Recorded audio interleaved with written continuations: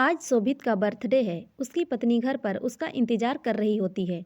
लेकिन आज शोभित को ऑफिस से लौटते वक्त काफ़ी देर हो जाती है। वह अपनी बाइक स्टार्ट करता है, लेकिन काफ़ी देर तक प्रयास करने के बाद भी बाइक स्टार्ट नहीं होती है। वह बाइक को वहीं छोड़ देता है और बस का इंतजार करने लगता है, क्योंकि कुछ ही समय में बस के आने का टाइम होने लगता है। वह चलते चलते बस स्टैंड तक पहुंच जाता है, लेकिन तभी भारी बारिश होना शुरू हो जाती है। शोभित बारिश में भीगने लगता है। बारिश से बचने के लिए वह अपने बैग को अपने सिर पर रख लेता है। बस स्टैंड पर और भी कई लोग बस का इंतजार कर रहे होते हैं। यह सभी लोग देखने में बड़े ही अजीब लग रहे थे। तभी शोभित महसूस करता है कि बारिश की बूंदें उसके ऊपर गिरना बंद हो गई है। जब उसने देखा तो बगल में एक व्यक्ति अपनी छतरी के आधे हिस्से को शोभित के ऊपर किए हुए था। यह देखकर शोभित हल्का सा मुस्कुराया। उस व्यक्ति की लंबाई शोभित के बराबर थी, हाथ में बहुत सारी अंगूठी और चेहरे पर चश्मा लगाए हुए था, जिसके कारण शोभित उसका चेहरा ठीक से नहीं देख पा रहा था।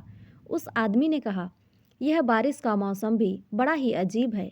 कहीं तो बहुत ज़्यादा बारिश हो जाती है और कहीं सूखा, कहीं लोगों को जीवन देती है और कहीं मौत। उस आदमी की इस बात का शोभित के पास कोई जवाब नहीं था। वह उस आदमी को देखकर हल्का सा मुस्कुराया और अपना सिर हिलाया। कुछ देर बाद शोभित का फ़ोन बजता है। वह जेब से फ़ोन निकालता है, तभी फ़ोन हाथ से छूटकर ज़मीन पर गिर जाता है। शोभित तुरंत फ़ोन उठाने के लिए झुकता है तो उसे कुछ ऐसा दिखाई देता है जिससे वह पूरी तरह डर जाता है। वह देखता है कि छतरी वाले आदमी के पैर नहीं हैं। वह जूतों पर बिना पैरों के खड़ा है। वह हिम्मत बांधकर खड़ा हो जाता है और अनजान बनने का दिखावा करने लगता है। तभी वह देखता है कि बस स्टैंड पर बाकी के लोग नहीं हैं। वह और ज़्यादा डर जाता है। वह तुरंत अपनी पत्नी सोनाली को अपने साथ हो रही घटना को मैसेज के जरिए बता देता है और जल्दी से जल्दी अपनी लोकेशन पर आने के लिए कहता है।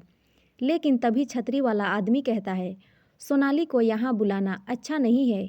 यह सुनकर शोभित बहुत ज़्यादा घबरा जाता है और वहाँ से भागने लगता है। वह तब तक भागता रहता है जब तक कि उसे छतरी वाला आदमी दिखाई नहीं देता। काफ़ी दूर तक भागने के बाद शोभित हाँफने लगता है। सांस भरने के लिए वह एक टेबल पर बैठ जाता है और अपनी तेज सांसों को शांत करने लगता है। लेकिन तभी वह महसूस करता है कि बारिश की बूंदें फिर से उसके ऊपर गिरना बंद हो गई है। वह अपनी नज़र पीछे घुमाता है तो वही छतरी वाला आदमी उसके पास खड़ा हुआ होता है। यह देखकर शोभित फिर से वहाँ से भागना शुरू कर देता है और भागते भागते काफ़ी दूर निकल आता है। बिजली की तेज गड़गड़ाहट में वह देखता है कि सड़क के बीचों बीच वही आदमी खड़ा हुआ है जो ठीक शोभित के सामने है। इस बार उसका आधा शरीर गायब हो चुका है। यह सब देख शोभित की चीख निकल जाती है। इसी बीच शोभित को पीछे से बस के हॉर्न की आवाज़ सुनाई देती है।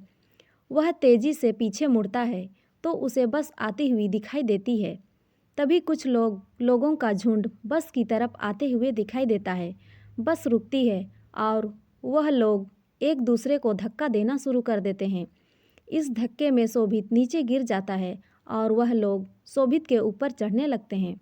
बस कंडक्टर इस भीड़ से बचने के लिए बस को थोड़ा आगे बढ़ाता है, लेकिन इस भीड़ में शोभित बस के नीचे आ जाता है और उसका आधा शरीर खून से लथपथ हो जाता है।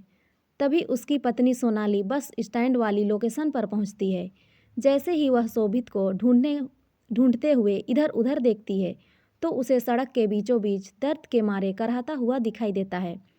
उसका आधा शरीर बस के नीचे कुचल चुका था और मदद के लिए कोई भी इधर उधर दिखाई नहीं दे रहा था। किसी तरह से सोनाली उसे हॉस्पिटल ले जाती है। हॉस्पिटल पहुंचकर उसका इलाज किया जाता है। उसकी जान तो बच जाती है, लेकिन उस एक्सीडेंट की वजह से उसके पैर खराब हो जाते हैं। अब वह कभी भी अपने पैरों पर चल नहीं सकता है। उस हादसे के बाद शोभित अगर किसी को भी उसके बारे में बताता तो कोई भी उसकी बातों का यकीन नहीं करता। लेकिन उसकी पत्नी सोनाली ने उसके बारे में एक अनुच्छेद में पढ़ा था, जिसमें बताया गया था कि हर साल कोई ना कोई व्यक्ति इसी घटना का शिकार हो जाता है। हर एक को वही छतरी वाला आदमी काला चश्मा पहने दिखाई देता है और बाद में वह आदमी उनकी जान ले लेता है। कुछ दिनों बाद डिप्रेशन के कारण शोभित की मौत हो जाती है। शोभित की पत्नी सोनाली बरसात के दिनों में हर रोज़ उसी बस स्टैंड पर जाती है और उस छतरी वाले आदमी का इंतज़ार करती है। उसे लगता है कि शायद छतरी वाले आदमी की भी इसी तरह किसी बस के नीचे कुचल जाने से मौत हुई होगी और अब वह अपनी मौत का बदला ले रहा है। सोनाली ने काफ़ी कोशिश की, लेकिन उसे कभी भी वह आदमी नहीं मिला। अब हर बर्थडे पर सोनाली बहुत ही बुरी तरह रोती और शोभित को याद करती, क्योंकि उसे जान से ज़्यादा चाहने वाला उसका पति शोभित अब इस दुनिया में नहीं रहा। केवल यादों के सहारे ही वह उसे महसूस कर पाती थी।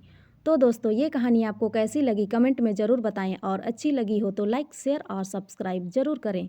धन्यवाद।